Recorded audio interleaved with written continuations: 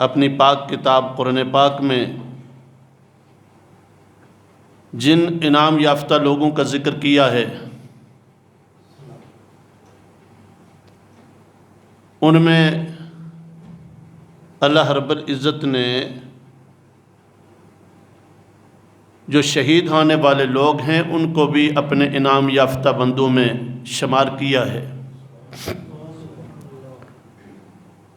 اور پھر آپ خوش نصیب لوگ ہیں کہ جو شہادت بھی سنتے ہیں، پاک ہستیوں کا ذکر سنتے ہیں تو باوضو ہو کے ادب سے مسجد میں بیٹھ کے سنتے ہیں۔ اپنی اس سعادت پہ اللہ رب العزت کا شکر ادا کرنا چاہیے کہ ہمیں اللہ رب العزت نے وہ عقیدہ دیا، وہ مسلک دیا، وہ منہج دیا کہ جو پاکیزہ لوگوں کا پاکیزہ طریقے سے بیان کرتے بھی ہیں اور سنتے بھی ہیں۔ بہت سارے لوگ ایسے ہیں جو ہم دیکھتے ہیں کہ ان پاکیزہ ہستیوں کا نام لیتے ہیں، ان کے منہ سے بدبو آ رہی ہوتی ہے سگریٹ کی، مختلف نشوں کی، اور بے ادبی سے نام لیتے ہیں، بے ادبی کی حالت میں، جسم بھی پاک نہیں ہے، منہ بھی پاک نہیں ہے۔ لیکن اہل سنت کا یہ طرح امتیاز ہے کہ اللہ رب العزت نے انہیں ان پاکیزہ ہستیوں کا ذکر کرنے کے لیے بھی پاکیزہ ڈنگ اور سلیقہ عطا کیا، الحمدللہ۔ پھر شہادت کا مقام بہت اعلیٰ ہے، وہ کوئی بھی شہید ہو اللہ رب العزت اس کی بڑی ہی اعزاز و اکرام والی موت اور آخرت کا ذکر کرتے ہیں۔ فرمایا وَلَا تَقُولُوا لِمَن يُقْتَلُ فِي سَبِيلِ اللَّهِ أَمْوَاتٌ، وہ لوگ جو اللہ کے راستے میں قتل ہو جائیں، اللہ کے راستے میں مارے جائیں، انہیں مردہ نہ کہنا، بل احیاء، وہ زندہ ہیں، وَلَٰكِن لَا تَشْعُرُونَ، فرمایا تم ان کی زندگی کا شعور نہیں رکھتے۔ اور پھر شہادت سب سے اعلیٰ موت ہے۔ میرے اور آپ کے پیارے نبی صلی اللہ علیہ وسلم نے ارشاد فرمایا جس وقت بندہ شہید ہوتا ہے اس کے جسم پہ نیزہ، تیر، تلوار، کوئی بھی زخم لگانے والا آلہ لگتا ہے، ابھی جسم سے خون زمین پہ نہیں گرتا کہ اللہ تمام گناہوں کو معاف فرما دیتے ہیں۔ اتنا ہی نہیں بلکہ فرمایا ادھر اس کی روح نکل رہی ہوتی ہے۔ یہ شہید اتنا خوش نصیب ہے کہ ادھر اللہ اسے اپنا دیدار کراتے ہیں، اور شہادت کی موت اتنی اعلیٰ ہے۔ فرمایا سارے جنتی جنت میں جائیں گے، جنت کی اتنی اعلیٰ نعمتیں ہوں گے کہ کسی اور پھر نعمت کا انہیں شوق نہیں ہوگا، کسی کی حسرت نہیں ہوگی۔ لیکن جب شہید سے پوچھا جائے گا، اللہ پاک پوچھیں گے بتاؤ بھائی تمہاری کوئی خواہش، تمہاری کوئی آرزو؟ تو شہید عرض کرے گا یا اللہ میری ایک خواہش ہے، آرزو ہے۔ ارے کیا خواہش ہے، کیا آرزو ہے؟ یا اللہ میری خواہش یہ ہے، میری آرزو یہ ہے کہ مجھے دنیا میں واپس بھیجا جائے۔ دنیا میں؟ کیوں بھائی دنیا تمہیں پسند ہے اس جنت کے مقابلے میں؟ نہیں یا اللہ جی دنیا پسند نہیں، لیکن دنیا میں آپ کے نام پہ کٹتے ہوئے جو لذت آئی تھی، جو مزہ آیا تھا، وہ جنت کی کسی نعمت میں بھی نہیں ہے۔ دیکھیں نا حسن یوسف دیکھنے والیاں انگلیاں کاٹ دیتی ہیں، زخم کا اندازہ، درد کا اندازہ نہیں ہوتا، تو جو رب کا دیدار کرے اسے کیسے اندازہ ہوگا؟ اللہ اکبر! اس کا کیا مقام ہوگا کہ جس کی روح ادھر نکل رہی ہو ادھر اللہ رب العزت اسے اپنا دیدار کرائے۔ ایک یہ ہے کہ عام آدمی کو شہادت ملے تو اتنا مقام ملتا ہے، اور حضرت حسین ابن علی تو وہ ہیں کہ جن کا مقام اتنا اعلیٰ ہے کہ ابھی ماں کی گود میں کھیل رہے ہیں۔ حضور پاک نے فرمایا جنتی جوانوں کے سردار ہیں۔ ایک تو شہادت کو اللہ نے مقام اتنا عطا کیا، اور دوسرا یہ ہے کہ جس کو اللہ نے مقام عطا کیا ہو وہ شہید ہو۔ ڈبل فضیلت ہوئی نا، کہ ایک تو فضیلت اتنی اعلیٰ ہے کہ حضور صلی اللہ علیہ وسلم دنیا سے رحلت فرماتے ہیں، حضرت امام حسین کی عمر 6 سال ہے، آپ چھوٹے بچے ہیں، حضور صلی اللہ علیہ وسلم اپنی مبارک زبان سے ایک دفعہ نہیں کئی دفعہ ارشاد فرما کے جاتے ہیں، سیدہ شباب اہل الجنت الحسن والحسین، لوگو یہ جو میرے 2 شہزادے ہیں، 2 نواسے ہیں، فرمایا انہیں عام نہ سمجھنا، یہ اتنے اعلیٰ ہیں کہ اللہ نے جنت کے جوانوں کا انہیں سردار بنا دیا ہے۔ تو جن کو جنت کی سرداریاں ملیں، انہیں شہادت ملے، تو یہ شہادت کے لیے اعزاز ہے، یہ شہادت کے لیے اعزاز ہے۔ عام بندے کو شہادت ملے، عام بندے کے لیے اعزاز ہے کہ اللہ نے اسے اتنی اعلیٰ موت عطا کی۔ اور امام حسین رضی اللہ تعالیٰ عنہ جن کو اللہ نے اتنی سرداریاں عطا کی کہ ہر چیز ہی سردار بنا کے عطا کی ہے، نانا نبیوں کا سردار ہیں، ماں جنتی عورتوں کی سردار ہیں، بابا تمام ولیوں کا سردار ہے، اور خود جنتی جوانوں کے سردار ہیں، جنہیں سرداریاں ہی سرداریاں اللہ نے عطا کی ہیں۔ اگر ان کو شہادت ملے تو یہ شہادت کے لیے بھی مقام ہے کہ اتنی عظیم ہستی کو اللہ رب العزت نے شہادت عطا کی ہے۔ اور پھر امام حسین رضی اللہ تعالیٰ عنہ کی جو شہادت ہے وہ ایسی شہادت ہے کہ اللہ نے اپنے پیارے حبیب صلی اللہ علیہ وسلم کی زندگی میں، ابھی امام حسین چھوٹے بچے ہیں، حضور صلی اللہ علیہ وسلم کی گود میں کھیل رہے ہیں، اپنے بابا کی گود میں کھیل رہے ہیں، اپنی ماں کی گود میں کھیل رہے ہیں، کہ حضور صلی اللہ علیہ وسلم نے ان کے لیے پہلے سے شہادت کی خبر دی تھی۔ حضرت ام سلمہ رضی اللہ تعالیٰ عنہ فرماتی ہیں، یہ حضور صلی اللہ علیہ وسلم کی بیوی ہیں، ام المؤمنین ہیں، فرماتی ہیں میں اپنے گھر میں موجود تھی کہ حضور پاک صلی اللہ علیہ وسلم میرے گھر تشریف لائے۔ آپ صلی اللہ علیہ وسلم کمرے میں چلے گئے اور فرمایا اے ام سلمہ میرے پاس ابھی جبریل امین آ رہے ہیں، ان کے ساتھ ایک فرشتہ ہے جس نے اللہ رب العزت سے ملاقات کی، میرے لیے اجازت مانگی، اللہ نے اسے اجازت دی ہے، وہ میرے ساتھ ملاقات کے لیے آ رہا ہے، تو اے ام سلمہ کسی کو اندر نہ آنے دینا۔ حضور صلی اللہ علیہ وسلم دروازہ بند کر کے اندر بیٹھے ہیں، تشریف فرمائیں، حضور پاک صلی اللہ علیہ وسلم حضرت جبریل امین آئے ہوئے ہیں، اور ایک فرشتہ جو نہ کبھی اس سے پہلے زمین پہ اترا نہ کبھی بعد میں اترے گا، حضور صلی اللہ علیہ وسلم سے ملاقات کے لیے رب سے اجازت لے کے آیا۔ تو حضرت امام حسن کھیلتے ہوئے آگے، چھوٹے بچے تھے، ضد کی اندر جانے کی نانا جان کے پاس، حضرت ام سلمہ رضی اللہ تعالیٰ عنہ نے انہیں گود میں لٹایا، انہیں کھلانے کی کوشش کی، انہیں بہلانے کی کوشش کی، لیکن چھوٹے بچے تھے، فوراً گود سے اترے اور سیدھے دروازہ کھول کے اندر چلے گئے۔ حضرت جبریل امین بیٹھے ہیں، ایک فرشتہ بیٹھا ہے۔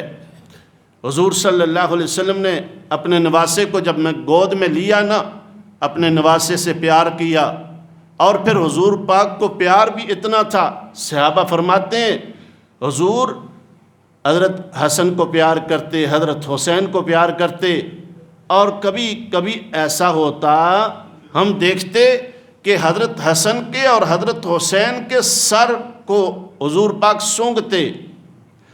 اب یہ بڑی تعجب کی بات تھی، پیار تو سمجھ میں آتا تھا لیکن یہ سونگنا سمجھ میں نہیں آتا تھا۔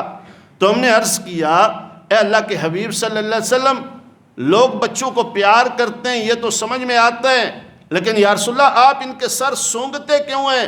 فرمایا اس لیے کہ ان دونوں شہزادوں کے سروں سے مجھے جنت کی خوشبو آتی ہے۔ تو پیار اتنا تھا کہ حضور پاک صلی اللہ علیہ وسلم پیار بھی فرماتے ہیں، سونگتے بھی ہیں۔ جبریل امین عرض کرنے لگے اے اللہ کے حبیب آپ کو یہ اپنا نواسہ پسند ہے نا؟ فرمایا ہاں مجھے بہت پسند ہے۔ فرمایا اے اللہ کے حبیب یہ جو آپ کو نواسہ پسند ہے، عنقریب آپ کی امتی، آپ کے کلمہ پڑھنے والے اسے بے دردی سے شہید کر دیں گے۔ اور پھر حضور صلی اللہ علیہ وسلم کے سامنے جبریل امین عرض کرنے لگے یا رسول اللہ میں وہاں کی مٹی نہ آپ کو لا کے دوں جہاں ان کو شہید کیا جائے گا؟ حضور صلی اللہ علیہ وسلم نے ارشاد فرمایا لا کے دکھاؤ۔ فرمایا وہاں کی سرخ رنگ کی مٹی بھی جبریل امین حضور پاک کو لا کے دکھاتے ہیں۔ اب حضور پاک کی مبارک زندگی میں حضور پاک کو بھی پتہ ہے کہ یہ میرا نواسہ شہید کر دیا جائے گا، حضرت علی شیر خدا کو بھی پتہ ہے، حضرت مئی سیدہ فاطمہ کو بھی پتہ ہے، لیکن کسی ایک روایت میں بھی نہیں آتا کہ انہوں نے دعا کی ہو یا اللہ یہ شہید نہ ہو۔ کیوں؟ اس لیے کہ شہادت مقام ہی اتنا اعلیٰ ہے کہ وہ خود رب سے شہادتیں مانگ مانگ کے لیا کرتے تھے، شہادتیں مانگ مانگ کے لیا کرتے تھے، چاہ جائے کہ کہیں کہ شہید نہ ہو۔ حالانکہ شہادت بندہ لیتا کیوں ہے؟ بندہ شہادت کی موت کی آرزو کیوں کرتا ہے، خواہش کیوں کرتا ہے؟ اس لیے تاکہ اللہ اس سے راضی ہو جائے۔ یہ تو ہیں ہی وہ کہ جو حضور پاک کی گود میں کھیل رہے ہیں، رب ان سے رضا کے بھی اعلان کرتا ہے، رب ان کو جنت کے ٹکٹ دے رہا ہے، ٹکٹ کیا بلکہ ان کو سرداریاں دے رہا ہے، اس کے باوجود شہادت کیوں مانگ رہے ہیں اور شہادت پہ کیوں راضی ہیں؟ تاکہ حضور کی امت کو بتایا جائے شہادت کی موت مصیبت نہیں انعام ہوتا ہے۔ شہادت کی موت مصیبت نہیں، بولیے انعام ہوتا ہے، اور انعام پہ رویا نہیں جاتا۔ آج مصیبت یہ ہے کہ امام حسین رضی اللہ تعالیٰ عنہ کا نام لے کے شہادت کو یوں بیان کیا جاتا ہے کہ قوم بزدل ہو جائے، اور قوم کے دل کے اندر شہادت کو نعوذ باللہ ایک المیہ بنا کے پیش کیا جائے۔ نہیں، شہادت ایک المیہ نہیں، شہادت ایک انعام ہے۔ شہادت اللہ رب العزت نے رکھی ہی اس لیے ہے کہ میرا بندہ جس وقت میرے پاس آئے کامیاب ہو کے لوٹ کے آئے اور ہمیشہ کی زندگی پا کے آئے، حیات جاویداں پا کے آئے۔ تو امام حسین رضی اللہ تعالیٰ عنہ نے شہادت کا جام پیا، اور پیا کب؟ حضرت امام حسین رضی اللہ تعالیٰ عنہ کے ساتھ ظلم کیا تاریخ نے کہ حضرت امام حسین رضی اللہ تعالیٰ عنہ کی عمر 6 سال ہے جب حضور پاک دنیا سے پردہ فرماتے ہیں۔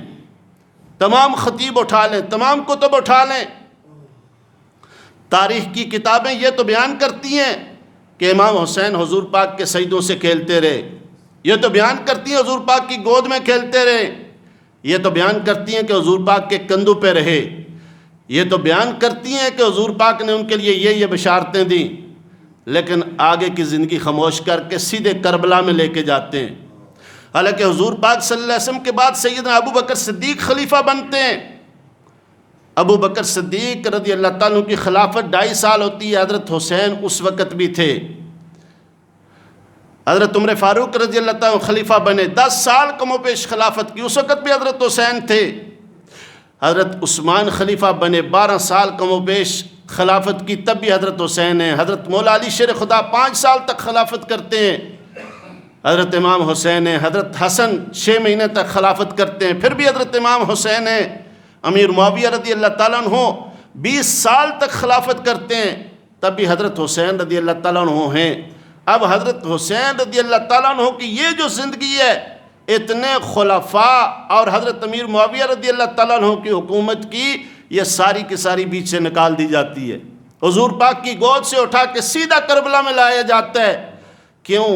اس لیے بیان نہیں کیا جاتا۔ اگر بیان کیا جائے تو ابو بکر کے ساتھ آپ کی محبت، عمر کے ساتھ آپ کی محبت، عثمان و علی کے ساتھ آپ کی محبت، امیر معاویہ کے ساتھ آپ کے تعلق کی جو داستانیں ہیں وہ ساری کی ساری قوم کو بتانا پڑتی ہیں، اور اگر یہ قوم کو بتائی جائیں تو پھر سارے کا سارا رولا ہی تاریخ کا ختم ہو جائے۔ تو تاریخ نے یہ ظلم کیا۔ سن 61 ہجری ہے، امیر معاویہ رضی اللہ تعالیٰ عنہ فوت ہوتے ہیں سن 60 ہجری کو، رجب کے اندر فوت ہوتے ہیں۔ جس وقت حضرت امیر معاویہ رضی اللہ تعالیٰ عنہ فوت ہوئے تو یزید خلافت پہ بیٹھ گیا۔ اب یزید نے اپنے لیے سب کو کہا میرے لیے بیعت لی جائے، جتنے گورنر تھے ان کو خط لکھا۔ حضرت حسین ابن علی رضی اللہ تعالیٰ عنہ مدینہ میں موجود ہیں، اور مدینہ طیبہ کا جو اس وقت کا والی تھا، جو گورنر تھا ولید، اس کو خط لکھا گیا۔ اب خود آپ اس سے سوچ سکتے ہیں کہ اس سے پہلے حضرت حسین رضی اللہ تعالیٰ عنہ کسی کے مقابلے میں نہیں نکلے، اس کا مطلب ہے وہ ٹھیک تھے سارے۔ اب جو بندہ ٹھیک نہیں تھا امام حسین اس کے مقابلے میں نکل رہے، اور وہ کون تھا؟ یزید۔ یہ بدبخت ٹھیک نہیں تھا۔ امام حسین رضی اللہ تعالیٰ عنہ نے یہ نہیں دیکھا میرے ساتھ کتنے لوگ ہیں، امام حسین رضی اللہ تعالیٰ عنہ مقابلے کے اندر نکل پڑے۔ اب جس وقت یزید نے خط لکھا والی مدینہ کو، گورنر مدینہ کو، ولید کو، کہ بھئی آپ ایسا کرو، سب سے پہلے امام حسین رضی اللہ تعالیٰ عنہ کو اپنے پاس بلاؤ اور بلا کے میرے لیے پہلے بیعت لو، جب وہ بیعت کریں تو پھر ان کو بتاؤ کہ حضرت امیر معاویہ رضی اللہ تعالیٰ عنہ فوت ہو گئے، کیوں اگر تم نے پہلے بتا دیا تو پھر وہ بیعت نہیں کرے گا۔ حضرت امام حسین رضی اللہ تعالیٰ عنہ کو یہ گورنر بلاتا ہے رات کو عشاء کی نماز کے بعد، اور کہتا ہے کہ آپ ایسا کریں، یہ میرے پاس یزید کا خط آیا ہے، آپ میرے ہاتھ پہ بیعت کریں یزید کے لیے۔ امام حسین رضی اللہ تعالیٰ عنہ فرمانے لگے کیوں، حضرت امیر معاویہ انتقال کر گئے؟ کہنے لگا ہاں امیر معاویہ رضی اللہ تعالیٰ عنہ انتقال کر گئے ہیں، لیکن ابھی یہ خبر کسی کو نہیں دینی، پہلے مجھے کہا گیا ہے کہ آپ سے اور عبداللہ ابن زبیر سے اور عبداللہ ابن عمر سے، یہ تین آدمی یزید نے ان کا نام لکھا ہے، اور یہ تینوں کون ہیں؟ حضرت حسین ابن علی حضور پاک کے نواسے ہیں، عبداللہ ابن زبیر حضرت صدیق اکبر کے نواسے ہیں، اور عبداللہ ابن عمر حضرت عمر فاروق کے بیٹے ہیں۔ یہ تینوں فرمائے ان تینوں سے بیعت لو، کیوں؟ یہ تینوں میری بیعت نہیں کریں گے، اگر یہ تینوں بیعت کر دیں پھر باقی لوگ بیعت کریں گے۔ حضرت امام حسین رضی اللہ تعالیٰ عنہ فرمانے لگے میں رسول اللہ کا نواسا ہوں، میں رسول اللہ کا نواسا ہوں، اور میرے علاوہ اس وقت حضور پاک کا کوئی نواسا روئے کائنات پہ نہیں ہے۔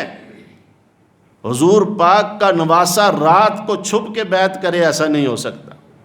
میں نے بیعت کرنی ہے تو سر عام کرنی ہے، لہٰذا میں ابھی تمہارے ہاتھ پہ بیعت نہیں کرتا۔ انکار کر دیا اور اٹھ کے جانے لگے۔ ابن حکم بیٹھا ہوا تھا ولید کے پاس، اس نے کہا ابھی امام حسین نکل گئے تو پھر تمہارے ہاتھ نہیں آئیں گے، ایسا کرو ابھی مجبور کرو ان کو، ڈراؤ دھمکاؤ۔ حضرت امام حسین رضی اللہ تعالیٰ عنہ نے ابن حکم کی طرف دیکھا اور فرمانے لگے جانتے ہو میں کون ہوں؟ میں حضرت علی کا بیٹا ہوں، مجھے ڈرا کے دھمکا کے تم بیعت نہیں لے سکتے۔ اور مسکرا کے کہنے لگے جس طرح دلہن کے گلے میں ہار اچھا لگتا ہے، مومن کے گلے پہ تلوار اچھی لگتی ہے جو شہادت کے لیے چلائی جائے۔ فرمایا جس طرح دلہن اپنے ہار سے پیار کرتی ہے، میں حسین شہادت سے پیار کرتا ہوں، مجھے ڈراتے ہو۔ اتنا کہہ کے آپ نکل گئے، گھر آئے اور گھر والوں کو بتایا۔ حضرت عبداللہ ابن زبیر کو جب پتہ چلا وہ بھی فوراً مدینہ انہوں نے چھوڑ دیا۔ اللہ کے رسول صلی اللہ علیہ وسلم کا شہر چھوڑنا کوئی آسان نہیں ہے، لیکن جس وقت اپنا دین بچانا پڑے، ایمان بچانا پڑے اور خون خرابے کا ڈر ہو، تو امام حسین نے، عبداللہ ابن زبیر نے، عبداللہ ابن عمر نے بتا دیا کہ اللہ کے رسول صلی اللہ علیہ وسلم کے شہر کا تقدس بھی بچانا ہے اور اپنا ایمان بھی بچانا ہے۔ اب یہ تینوں شہزادے راتوں رات مدینہ چھوڑ کے اپنے گھر والوں کو ساتھ لے کے مکہ چلے جاتے ہیں۔ اب مکہ میں حج کا موسم قریب آ جاتا ہے۔ اب جس وقت حج کے لیے لوگ آنا شروع ہوتے ہیں تو ادھر کوفہ والوں کو پتہ چلا کہ امام حسین نے مدینہ چھوڑ دیا ہے، امیر معاویہ کے انتقال کے بعد، اور مکہ چلے گئے، انہوں نے یزید کی بیعت سے انکار کر دیا ہے۔ اب کوفہ والوں نے پے در پہ خط لکھے۔ شاہ عبد الحق محدث دہلوی رحمۃ اللہ علیہ فرماتے ہیں کم و بیش 4000 خطوط لکھے گئے کہ امیر آپ آ جائیں، ہمارا کوئی امیر نہیں ہے، ہمارا کوئی امام نہیں ہے، ہمارا کوئی پیشوا نہیں ہے، آپ آ جائیں ہمارے پاس، ہم آپ کو اپنا امام بناتے ہیں، آپ کو ہم بیعت کر کے خلیفہ بناتے ہیں۔ حضرت امام حسین رضی اللہ تعالیٰ عنہ نے جب جانے کے لیے مشورہ کیا مکہ سے، تو یہ جو عبداللہ ابن زبیر تھے اور عبداللہ ابن عمر یہ آگے کہنے لگا نہیں۔ اتنے میں حضور صلی اللہ علیہ وسلم کے چچا کے بیٹے عبداللہ ابن عباس وہ بھی مکہ میں تھے، وہ بھی پہنچ گئے۔ انہوں نے کہا اے حسین آپ کسی صورت میں کوفہ نہ جائیں۔ کوفہ والوں نے کبھی وفا نہیں کی، آپ کے والد مولا علی شیر خدا سے وفا نہیں کی، آپ کے بڑے بھائی حضرت حسن بن علی سے وفا نہیں کی، آپ کے ساتھ وفا نہیں کریں گے، یہ دھوکہ دیں گے۔ حضرت حسین رضی اللہ تعالیٰ عنہ نے خطوں کے ڈھیر رکھے، فرمایا یہ دیکھو اتنے خط آئے ہیں۔ اب ظاہر آپ کو پتہ ہے جو دین کا درد رکھنے والا اس کو 2-4 دفعہ کوئی بندہ بلائے تو وہ مجبور ہو جاتا ہے، اور جس وقت ہزاروں خط ہوں۔ اب یہ شہزادے حضرت عبداللہ ابن عمر، حضرت عبداللہ ابن عباس، عبداللہ ابن زبیر یہ مشورہ دیتے ہیں، کہتے ہیں اچھا پھر اگر آپ باضد جانے کے لیے پھر ایسا کریں کہ آپ کسی کو پہلے سفیر بنا کے بھیجیں، خود نہ جائیں، کسی کو سفیر بنا کے بھیجیں جو وہاں جا کے خود دیکھے کہ وہاں کے حالات کیا ہیں، وہاں کیا ترتیب چل رہی ہے، اور پھر آپ کو جب تسلی کرنے کے بعد خط لکھے پھر آپ جو مرضی فیصلہ کریں۔ اب حضرت حسین ابن علی رضی اللہ تعالیٰ عنہ نے اپنا سفیر بنایا مسلم بن عقیل رضی اللہ تعالیٰ عنہ کو، اپنے چچا زاد بھائی کو، انہیں بھیجا۔ مختصر کرتا ہوں، ٹائم اتنا نہیں ہوتا جمعہ کا کہ بندہ تفصیل بیان کرے۔ جس وقت آپ پہنچتے ہیں وہاں تو سارے کے سارے جتنے کوفی تھے انہیں جب پتہ چلا کہ امام حسین کے سفیر آئے ہیں، سب نے آ کے آپ کے ہاتھ پہ بیعت کرنا شروع کر دی۔ اور روایات میں آتا ہے، شاہ عبد الحق محدث دہلوی رحمۃ اللہ علیہ لکھتے ہیں کہ کم و بیش 12,000 لوگوں نے ایک ہی دن میں بیعت کر لی۔ اب کوفے کے جو گورنر تھے وہ صحابی تھے نعمان ابن بشیر، شریف آدمی تھے اور حضور پاک صلی اللہ علیہ وسلم کے صحابی تھے۔ ان کو جب یہ صورتحال پتہ چلی تو انہوں نے بڑے ادب سے آ کے حضرت مسلم بن عقیل سے عرض کیا کہ آپ ایسا نہ کریں، بیعت نہ لیں، کیوں؟ مجھے خدشہ ہے کہیں حالات خراب نہ ہو جائیں، اور یزید تک جب خبر پہنچے گی تو پھر وہ آپ پہ سختی کرے گا۔ حضرت مسلم بن عقیل رضی اللہ تعالیٰ عنہ فرمایا بھائی ان کوفے والوں نے امام حسین کو اتنے خط لکھے اس لیے انہوں نے مجھے بھیجا۔ وہ کہنے لگا ٹھیک ہے آپ کی جیسے مرضی، میں نے ایک مشورہ دینا تھا۔ اب یہ خبر یزید تک پہنچ جاتی ہے اور یزید راتوں رات حکم دے دیتا ہے حضرت نعمان ابن بشیر کی معزولی کا، اور عبید اللہ ابن زیاد کو گورنر بنا کے بھیج دیتا ہے۔ اور یہ عبید اللہ ابن زیاد سخت آدمی تھا اور اہل بیت کو دشمن تھا۔ اس نے کیا کیا، بجائے دمشق ملک شام کی طرف سے آنے کے یہ راستے میں مکہ کی طرف چلا گیا اور مکہ والے راستے سے آیا، اور اپنے چہرے پہ اس نے نقاب کیا ہوا، رومال ڈالا ہوا، اور عرب کی گرمی کی وجہ سے لوگ رومال ڈالتے تھے چہرے پہ۔ اب جس وقت اس راستے سے آتے ہوئے لوگوں نے دیکھا تو انہوں نے سمجھا شاید امام حسین آ گئے ہیں۔ ادھر حضرت مسلم بن عقیل رضی اللہ تعالیٰ عنہ نے جب دیکھا لوگ دڑا دڑ بیعت کر رہے ہیں، انہوں نے خط لکھ دیا حضرت امام حسین کو، حالات بڑے سازگار ہیں آپ آ جائیں۔ لیکن جس وقت گورنر تبدیل ہو گیا حالات یکسر تبدیل ہو گئے۔ اب یہ گورنر مکہ کے راستے سے آیا، لوگ سلام کرتے ہوئے آئے، آپ پہ سلام ہو اللہ کے رسول کے نواسے۔ انہیں تو نہیں پتہ تھا یہ ظالم اندر رومال میں ابن زیاد ہے۔ تو جس وقت یہ گورنر ہاؤس میں پہنچتا ہے تو اس وقت یہ اعلان کرتا ہے لوگوں جنہوں نے اپنی بیویاں بیوہ کرانی ہیں، بچے یتیم کرانے ہیں، وہ مسلم بن عقیل کا ساتھ دے، اور مجھے جانو پہچانو میں کون ہوں، میں ابن زیاد ہوں، مجھے جانتے تو ہوں، میرا ظلم تم نے دیکھا ہوا ہے۔ اور اس نے ایسی ایسی سختی کی اور ایسے لوگوں کو خریدا کہ وہ جو بیعت کرنے والے تھے وہ سارے کے سارے آہستہ آہستہ پھسل گئے۔ 1-2 دنوں میں یہ حالات چینج ہو گئے۔ ادھر مکہ سے حضرت امام حسین رضی اللہ تعالیٰ عنہ چل پڑے۔ 4 ذی الحج ہے، حضرت امام حسین رضی اللہ تعالیٰ عنہ سفر کرنے لگے۔ پھر عبداللہ ابن عباس آ گئے، عبداللہ ابن زبیر آ گئے، عبداللہ ابن عمر آ گئے، کہنے لگے امام آپ جا رہے ہیں، ہم آپ کو منع کر رہے ہیں، ہمیں راستے میں آپ کے ساتھ جو ظلم و ستم ہے وہ نظر آ رہا ہے، آپ ایسا کریں خواتین کو ساتھ نہ لے کے جائیں، بچوں کو ساتھ نہ لے کے جائیں، جانا ہی ہے پہلے اکیلے چلے جائیں، کیوں ہمیں نظر آتا ہے کہ وہ کوفہ والے آپ سے وفا نہیں کریں گے۔ لیکن امام حسین رضی اللہ تعالیٰ عنہ فرماتے ہیں مجھے میرے نانا نے جو اکیلے میں وصیتیں کی تھی وہ میرے ذہن میں ہیں، میں نہیں ٹھہر سکتا، میں نے جانا ہے، بس اللہ کا فیصلہ تھا ایک۔ تو امام حسین رضی اللہ تعالیٰ عنہ آتے ہیں۔ جس وقت امام حسین رضی اللہ تعالیٰ عنہ راستے میں ہی ہیں، ابھی کوفہ پہنچے نہیں، کربلا پہنچے نہیں، اس سے پہلے ہی آپ کو خبر مل جاتی ہے کہ حالات کوفہ کے تبدیل ہو چکے ہیں، گورنر بھی تبدیل ہو چکا ہے اور مسلم بن عقیل رضی اللہ تعالیٰ عنہ کو شہید کر دیا جاتا ہے۔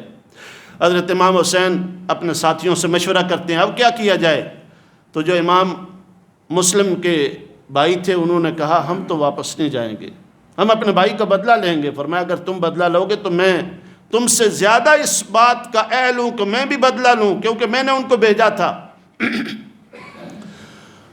اب جس وقت 7 محرم ہوتی ہے، بہت ہی مختصر کرتا ہوں، ٹائم 3-4 منٹ ہے صرف، 7 محرم کو شمر 3000 فوج لے کے آ جاتا ہے اور امام حسین رضی اللہ تعالیٰ عنہ کا راستہ روک دیتا ہے، آپ پہ پانی بند کر دیتا ہے، ہر طرح کی ناکہ بندی کر دیتا ہے۔ امام حسین رضی اللہ تعالیٰ عنہ کو مجبور کرتا ہے کہ آپ ابن زیاد کے ہاتھ پہ بیعت کریں، اور بیعت کیوں کریں؟ فرمایا یزید کے لیے۔ امام حسین رضی اللہ تعالیٰ عنہ فرمایا میں بیعت نہیں کرتا۔ فرمایا پھر جنگ کے لیے تیار ہو جائیں۔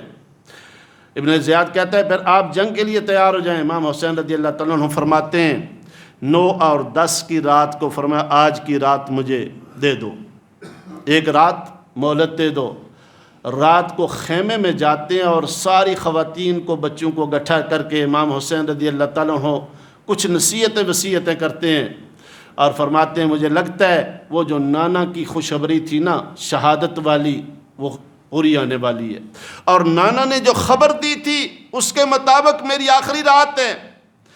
میں تمہیں وصیت کرتا ہوں کہ صبر کا دامن نہ چھوڑنا اور قرآن کی تلاوت نہ چھوڑنا۔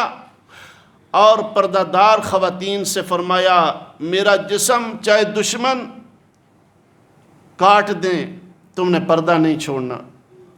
امام حسین رضی اللہ تعالیٰ عنہ وصیتیں کرتے ہیں اور صبح سویرے شمر پہنچ جاتا ہے۔ حضرت حسین سے کیا سوچا ہے، رات مہلت مانگی تھی، بیعت کرتے ہیں یا نہیں؟ امام حسین رضی اللہ تعالیٰ عنہ فرمایا میں بیعت نہیں کرتا۔ کہنے لگا پھر جنگ کے لیے تیار ہو جائیں۔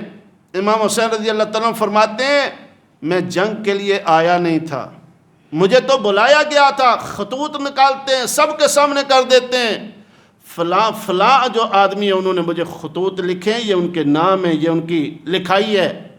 وہ سارے کے سارے لوگ کہتے ہیں ہم نے امام خط نہیں لکھا، بے وفائی کر دیتے ہیں، ان کا جھوٹ بول دیتے ہیں۔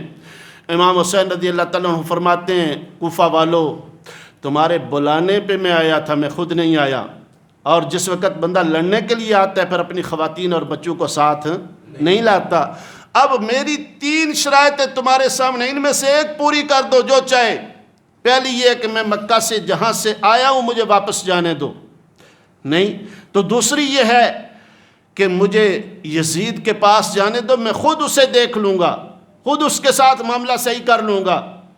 اور تیسری یہ ہے کہ مجھے اگر مکہ واپس نہیں جانے دیتے، یزید کے پاس نہیں جانے دیتے، تو پھر مجھے اسلامی ریاست کی کسی سرحد پہ جانے دو، میں مجاہدانہ زندگی گزار کے دنیا سے چلا جاؤں گا، میرے خون میں اپنے ہاتھ رنگ کے اپنی آخرت گندی نہ کرو۔ تمہیں پتہ ہے کہ رسول اللہ صلی اللہ علیہ وسلم نے میرے بارے میں کیا کیا خوشخبریاں دی ہیں، اور میں حسین کے لیے حضور صلی اللہ علیہ وسلم نے فرمایا کہ یہ جنتی جوانوں کا سردار ہے، میں اس وقت روئے زمین پہ اکیلا رسول اللہ کا نواسا ہوں، اپنے رسول کے نواسے کے خون میں اپنے ہاتھ کو رنگین کرو گے، تمہیں شرم نہیں آتی، حیا نہیں آتی؟ شمر کہتے ہیں ہم کوئی بات سننے کے لیے تیار نہیں، صرف 2 ہی باتیں ہیں، یا جنگ کریں یا بیعت کریں۔ امام حسین رضی اللہ تعالیٰ عنہ نے فرمایا رسول اللہ کا نواسا، علی شیر خدا کا بیٹا اپنی جان تو دے سکتا ہے لیکن فاسق کے ہاتھ میں ہاتھ نہیں دے سکتا۔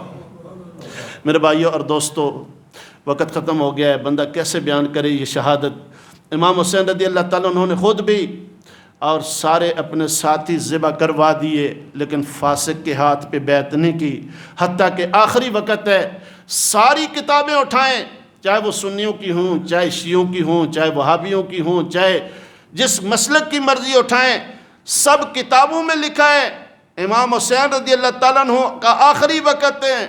امام حسین رضی اللہ تعالیٰ عنہ نے نماز کی نیت کی، سر سجدے میں رکھا، سر سجدے میں رکھا، اور سر سجدے میں رکھ کے اللہ رب العزت کے حضور پہنچ گئے۔ آج میں اور آپ اور ہر مسلک کا بندہ جو بھی میری یہ گفتگو سنے گا وہ سوچے امام حسین رضی اللہ تعالیٰ عنہ مسافر بھی ہیں، پردہ دار خواتین بھی ساتھ ہیں، مشکل میں بھی ہیں، اس مشکل میں بھی اللہ کے حکم نماز کو نہیں چھوڑا۔